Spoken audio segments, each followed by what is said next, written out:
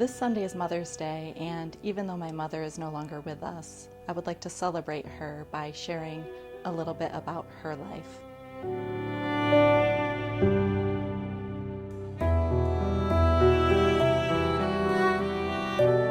She actually had symptoms of colon cancer for about a year before she went to the doctors about it.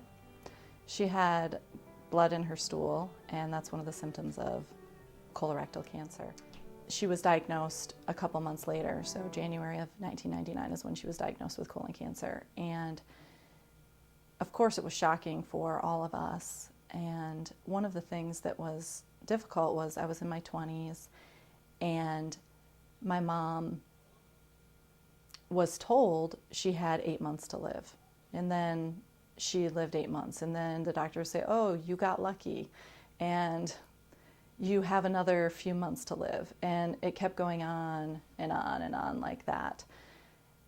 And before I knew it, my sisters and I kind of stopped believing the doctors, saying, okay, well, it was always as though we were holding our breaths, waiting for my mom to pass away from colon cancer. And luckily she did not for 7 years. So in 2006, in April of 2006, she passed away. That was 10 years ago last week.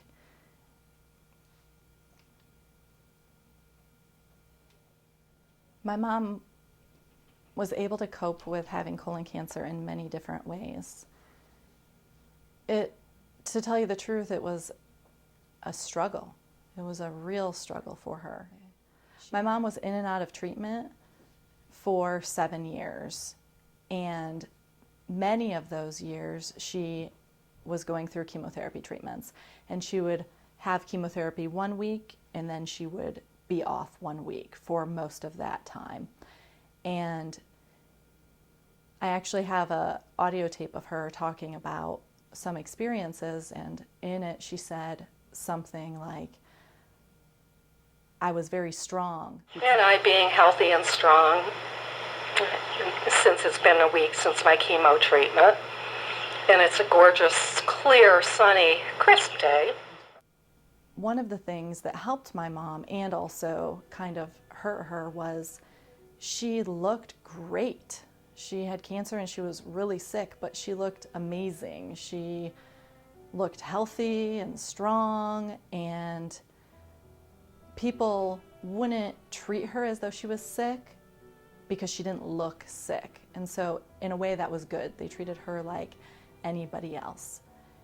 On the other hand, it was very frustrating for her because she was sick and she often felt sick. I had to cry out to God in another way, like, why? Why is it that I can look so healthy?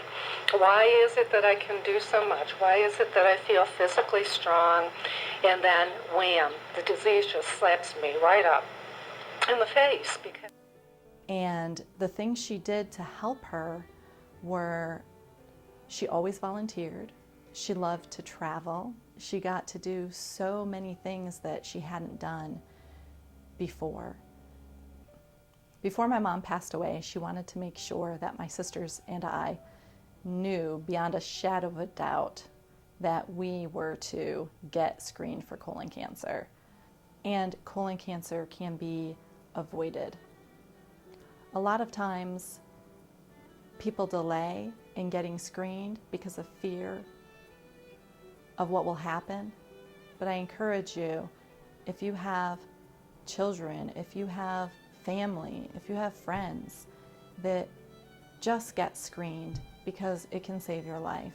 And if you know anyone who has a family history of colon cancer or is of screening age, I encourage you to educate your friends and family members as well, because no one wants to have to go through 7 years of life in and out of chemo treatments like my mom did.